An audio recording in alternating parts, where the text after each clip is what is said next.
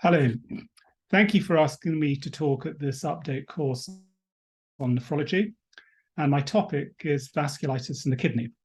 My name is David Jayne, I'm a nephrologist, and I work in Cambridge in the United Kingdom, which is around an hour north of London, and this is a photograph of our campus. I'm going to introduce the topic of vasculitis, say a few words about the genetic susceptibility and pathogenesis, and then focus on current approaches to treatment. Vasculitis is a pathological definition, and it requires the triad of white cell or leukocyte infiltration in vessel walls, fibrinoid necrosis of the vessel wall, and then thrombotic vascular occlusion of the vessel. And this leads to distal infarction of the organ that this blood vessel is supplying. We classify the vasculitis syndromes according to the predominant size of blood vessel involved into large vessel, medium vessel, or small vessel. And most vasculitic syndromes that affect the kidney are small vessel vasculitides, meaning microscopic vessels. An exception is Takayasu arteritis, which affects adults under the age of 50 with a predominance for women. And this can cause renal artery stenosis in around 20% of cases, this patient presenting with hypertension and with reduced pulses in her arm as a result of subclavian stenosis.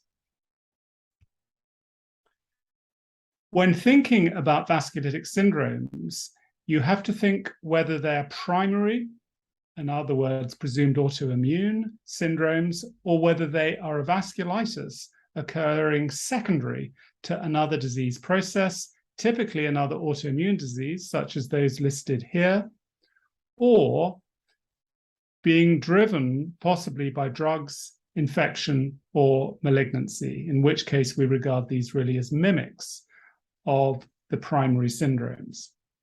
And in your diagnostic workup, it should be targeted at excluding patients that have a secondary cause of vasculitis. Turning to the primary systemic vasculitis syndromes, this is the current classification based on the Chapel Hill Consensus 2012. And you'll note we have the large vessel, medium vessel, and then small vessel. And the predominant small vessel vasculitis group are those associated with ANCA, namely MPA, GPA, formerly Wegener's, and eosinophilic GPA, formerly Churg-Strauss. And most clinical research is focused on these syndromes. So I will not be discussing the other immune complex causes of vasculitis, such as anti-GBM disease, IgA vasculitis, and so on. Now, ANCA vasculitis has overlapping clinical phenotypes of GPA, which around 70% have kidney involvement, and MPA, where around 90% have kidney involvement. And these broadly associate with the autoantibodies proteinase 3 ANCA and myeloperoxidase ANCA. The eGPA group rarely has kidney involvement, and if it does, it's almost always MPO ANCA positive. We do appreciate that there is a renal limited variant, which can be ANCA negative, diagnosed by biopsy. And there are also localized forms of GPA, which are ANCA negative, particularly involving the head and neck. In the UK and Japan, where there has been most work done, the incidence of ANCA vasculitis is 20 per million per year, whereas the prevalence exceeds 300 per million. So although technically rare, these diseases are quite common for nephrologists. In terms of long-term outcome, ANCA vasculitis approximately increases your mortality risk by threefold. And this graph on the left shows the increased mortality in the solid line compared to a matched healthy control cohort. When looking at baseline predictors, it's those patients with renal involvement the circled lines that are driving the higher mortality risk. And this puts an emphasis on early diagnosis of nephritis, because the lower the GFR, the more likely you're going to progress to end-stage kidney disease, and the more likely you are to die. The histology of vasculitis is that of initially foci within the glomerular tusk with necrosis. These then elicit an intense inflammatory response, which we see as the crescent.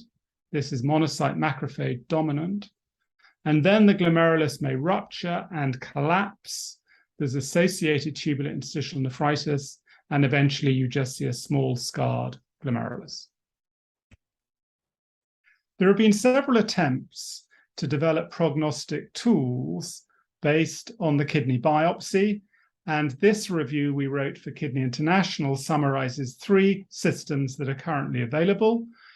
The simplest just looks at glomerular pathology. The Mayo Clinic score introduces extraglomerular lesions, and the most recent score from Germany also includes GFR. And I would encourage you, when discussing your pathology cases with your pathologist, to consider using one of these score systems, because they do allow you to predict the risk of end-stage kidney disease, regardless of treatment. Moving on to genomics and pathogenesis, there are clear genetic links for ANCA vasculitis, and these are different for PR3 ANCA to MPO ANCA. So this is firm evidence that these are autoimmune diseases with class 2 MHC restriction. There are other genes outside the MHC region which also code for increased risk. That's the gene for alpha-1 antitrypsin, and this gene PTPN22, which codes for T-cell activation. And we think that these genetic variants account for about 50% of the cause of ANCA vasculitis. The other implication from this sort of study is that the ANCA serotype may be more important than the clinical phenotype in classifying patients in the future. We think that B cells are important, partly because of the success with rituximab, but this cartoon also demonstrates the role of B cell cytokines such as BAFF in driving the extrafollicular pathway which produces the cells that produce ANCA, these short-lived plasmablasts. And these cells are CD20 positive. CD20 is the target of rituximab, which explains why rituximab is so effective in depleting ANCA and controlling this disease. Recently, attention is focused on the complement system, and this is some evidence that you can find complement components in the kidney, although this is classically regarded not as an immune complex disease. So these are factor B, C3 fragments, and the terminal attack complex. So complement is playing a role. And in this experiment in mice, when the C5a receptor, so the receptor for the complement fragment C5a, was knocked out, the mice were protected from injury. When a drug, here called CCX168, but the drug is now known as avacopan, was given, that also completely stopped the formation of glomerular crescents. So at least in this model, the C5a receptor seems to be very important. We think there is a positive feedback loop whereby C5a attracts neutrophils and primes neutrophils so that they're capable of binding to ANCA, which then activates the neutrophils and damages the endothelium. Neutrophil products such as nets and microparticles further cleave complement, and that drives the system round. And there's an important link to platelet activation as well. So moving on to treatment, the principles of treatment are to try to control disease as quickly as possible. It is a little bit like a house on fire, you're trying to put out the flames. To do this, you're going to have to use higher drug doses and have to accept some toxicity. You then go into a maintenance phase where you try to prevent relapse using lower doses of drugs, which you hope are non-toxic. But then you also have to consider the comorbidities. such as cardiovascular disease and the consequences of drug toxicity and damage. Typically, we use high-dose steroids combined with either cyclophosphamide or rituximab. And there has been recent focus on what dose of steroids to use because steroids are the main driver of toxicity. The PEXIVAS trial was the largest trial that's ever been conducted in ANCA vasculitis. And one of the questions concerned steroids, and it compared two different steroid regimens for patients presenting with nephritis, GFR less than 50. The regimens are shown on the right-hand side of this graph, such that the reduced dose regimen gives around 50% of the steroid dose. We found no difference in risk of end-stage kidney disease or death, and therefore the lower dose PEXIVAS regimen is now the recommended dose for ANCA vasculitis. We also observed fewer infections with the lower dose, although infections remain common and there is more work to do. Rituximab has now been licensed for over 10 years for the treatment of GPA and MPA, and it is increasingly becoming standard of care, particularly in North America. This is the induction phase of a trial that we've recently completed of patients with relapsing disease, simply showing the efficacy of rituximab in achieving remission over 90%. And this is certainly the preferred treatment for relapsing patients. There's also a debate about how you should treat patients with severe kidney disease. Is rituximab without cyclophosphamide good enough? Because the trials either combined the two drugs together or excluded patients with severe renal disease. And there have been some more recent cohort studies that have suggested that if you combine rituximab with low-dose cyclophosphamide, you can reduce the steroids very much further. However, this approach remains to be formally tested in a clinical trial. In Cambridge currently, for patients with renal vasculitis, we do combine 2 grams of rituximab, 1 gram repeated 2 weeks later, with low-dose cyclophosphamide for these patients and rapidly reduce steroids, stopping steroids by 20 weeks. What about the most severe patients on dialysis or with lung hemorrhage? Well, the first hypothesis in the PEXIVAS trial I mentioned previously addressed plasma exchange. And essentially, although we saw a trend to benefit of plasma exchange early, we found no overall benefit of plasma exchange looking at the composite of death or end-stage kidney disease. When we pulled out just end-stage kidney disease and put it in a meta-analysis with previous trials, we found convincing evidence that plasma exchange does reduce the risk for end-stage kidney disease. So this is now a treatment that is recommended for those patients presenting with a serum creatinine over 300 micromoles per liter. But there remains controversy on this topic. Once the patient is in remission, if they're induced with cyclophosphamide, then typically oral immunosuppressants have been used to prevent relapse, but we now have data suggesting rituximab is better. If we use rituximab induction, there's very little data to support the use of oral immunosuppressives, and the data supports either observing off treatment and treating at the time of flare, or giving fixed interval repeat dose rituximab. So these are the 2 studies that support the use of rituximab as a maintenance therapy. The main Ritson studied use of rituximab in new patients after cyclophosphamide, and Ratazarem studied rituximab in relapsing patients after rituximab, both compared to azathioprine with almost identical results. So now rituximab is the recommended relapse prevention therapy.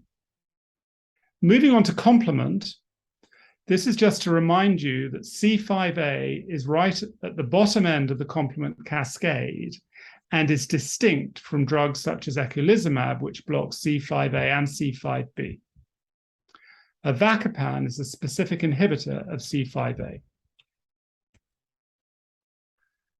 Advocate was a phase 3 randomized controlled trial of 300 patients, which compared avacopan, here called CCX168, to steroids, all patients receiving either rituximab or cyclophosphamide, and it was a 12-month trial. The primary endpoint of sustained remission at week 52, meaning the patient had achieved remission by 6 months and was still in remission by week 52, was achieved in more patients in the avacopan group than the steroid group, with an absolute difference of 12.5% in favor of avacopan. And on the basis of this result, avacopan was approved in the United States just over a year ago. From the nephrology perspective, there were some interesting observations in this trial. The first is that proteinuria fell much more rapidly in the avacopan group, shown in red, compared to the placebo group, shown in gray. And this was paralleled in previous studies by more rapid falls of markers of macrophage activation, such as MCP1, suggesting that avacopan is switching inflammation off more quickly than steroids. When we looked at kidney function, we were surprised to see that patients given avacopan, here shown in the red bars, had greater recovery of kidney function than those given steroids. This addresses the subgroup of patients who entered the trial with nephritis, and the average GFR in this group was about 40 mils a minute coming into the trial. The graph at the bottom looks at those patients with the GFR between 15 and 30 mils a minute, and it showed similarly greater recovery of GFR to the tune of about 5.5 mils a minute compared to the placebo group.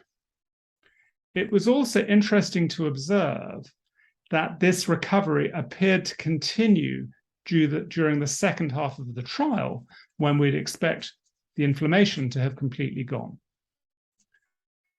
So there is the potential here that avacopan not only allows you to treat patients without steroids, but it also produces better recovery of kidney function, which we predict will reduce end-stage kidney disease risks in the longer term. A drawback of this data is the trial was stopped at 52 weeks, and we do not have longer-term data, although there are plans to do further studies to try to obtain this. So in this talk, I've introduced vasculitis, the definitions, the Chapel Hill classification of primary vasculitis, and I've highlighted the current outcomes that often remain poor and are dominated by the GFR at the time of diagnosis and the pattern of pathology that's seen on the kidney biopsy. And kidney biopsy remains a key part of management of this disease. In the pathogenesis, I've highlighted the advances in understanding the genetic background of ANCA-vasculitis and pointed to evidence for B cells and complement in pathogenesis. And in treatment, I've shown new data on immunosuppressives and steroids, remission maintenance with rituximab, and then the avacopan data on complement inhibition. Much of what I've said is included in the new KDIGO guidelines for glomerulonephritis, where I was an author on the chapter on ANCA-vasculitis. And in parallel, we've recently updated the EULAR, that's the European Rheumatology Guidelines, and these will be published later this year. All these guidelines are free access and easy to download, and they contain a very good review of all the clinical trial data behind our current treatment recommendations. I'd like to thank many colleagues who've contributed to the studies that I presented, including colleagues in Cambridge, the European Vasculitis Society, and the Vasculitis Clinical Research Consortium in North America. Thank you for your attention.